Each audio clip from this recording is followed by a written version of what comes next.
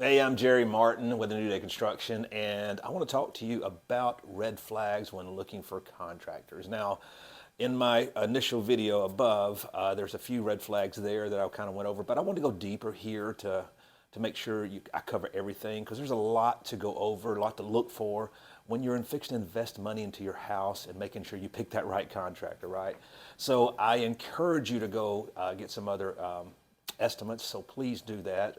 That's the smart thing to do, but things to look for when you're looking for a contractor, because there's a lot of red flags out there, a lot of things you don't want to step into, a lot of things you may not know or be aware of. So I'm here to talk about those today. So first and foremost, one of the things I did go over in the first video is simple stuff like making sure you get referrals, making sure you Facebook stalk them, and making sure you check out their Google reviews. That's the easy stuff.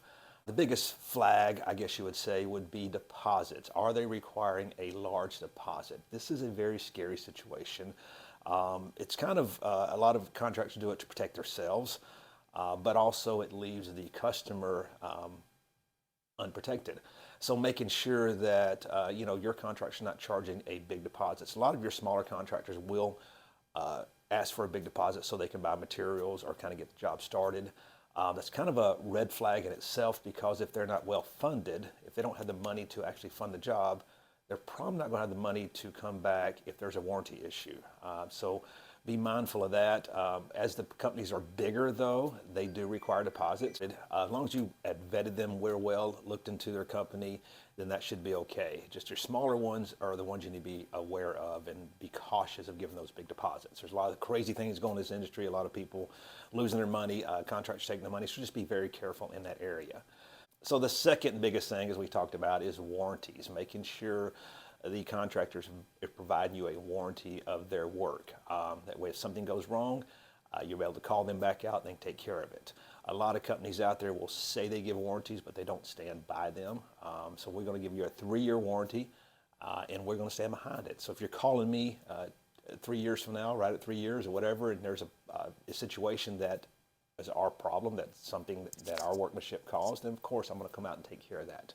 So making sure you get a warranty is one thing you want to look for. So another thing you want to look for is poor communication. So if you, right out of the gate, if they're not responding when they should respond in a timely fashion, if they don't seem like they're getting back to you, if they're waiting a week or so before they get your estimate, that's a red flag, because that kind of shows how the job's going to go. So, if you're having to wait 2 to 3 weeks on an estimate, if you're having to wait for somebody to contact you back the next day, then when you hire them to start your job, you're probably going to get the same results. So making sure they are good on communication. Communication is huge, making sure there's good communication between you, your project manager, the guys on the jobs, because communication is actually the key of getting your job complete and making sure you get a good quality product.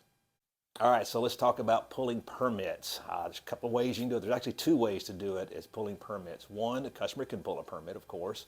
And 2, the general contractor can pull your permit. So we offer it 2 ways, and there's reasons for that. Of course, we're fully licensed general contractors. We can pull a permit, no problem at all. It does cost to do that. As we go through that process, there's time involved and stuff like that. So we do charge a fee for that. If you do want to pull your own permit, we can definitely walk you through that. The pros and cons of doing both. So if the contractor pulls a permit, that means all the liability rests on their shoulders.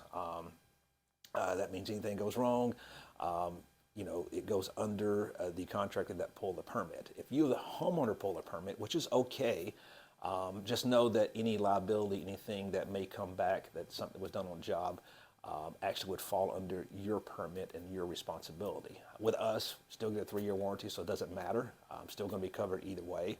I just, like to work with my customers to help save them some money if they want to pull their own permit. But if you got a contractor that is asking you to pull a permit, they don't want to pull a permit, it's most likely because they don't have a general contractor's license to pull that permit. So making sure you check in to make sure they have that license and they're able to pull that permit for you is definitely a win-win. All right, another big one to look for is availability. If they can start your job tomorrow, that's a big red flag. If they can start it 2 or 3 days from now, that's a big red flag. And the reason I say that is the contractors who are good, they're busy. And they're usually 2 to 3, sometimes 4, 5, 6 weeks out.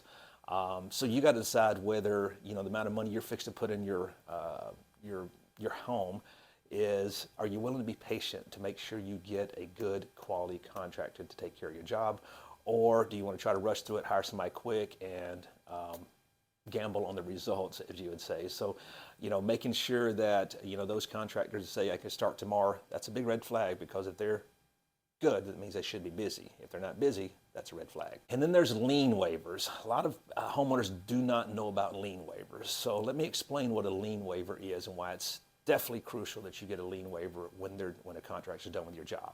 So a lien waiver basically releases all liability for you as a homeowner for any materials that wasn't paid for. So for instance, if I'm a contractor and I go charge, if I'm a bad contractor and I go charge materials on your job, and I complete your job, you pay me, I never paid my supplier, then what could happen is that supplier that could actually come to you as a homeowner, put a lien on your house. So asking for a lien waiver from your contractor, but basically states that all materials have been paid for and there's no rights to lien your property. And another one to look for is the bid too low? A lot of times we want to save money, but sometimes in pursuit of saving money, we actually cost ourselves more money by getting ourselves into trouble.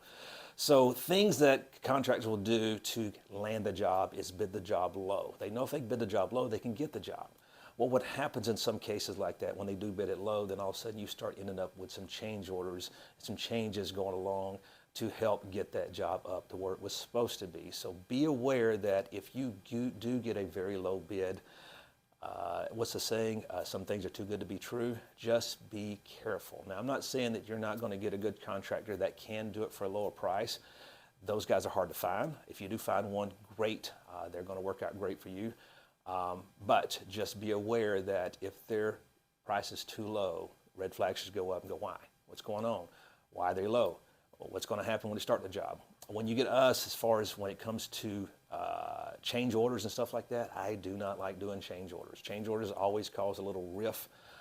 The only change orders you're going to get from us is if there's actually a true change. Something you've changed, something that has changed for our scope of work on the job, that something come up, then that's a true change. And when you do that, I only charge materials and labor. I do not mark up my change orders because, again, I don't think it's the right thing to do.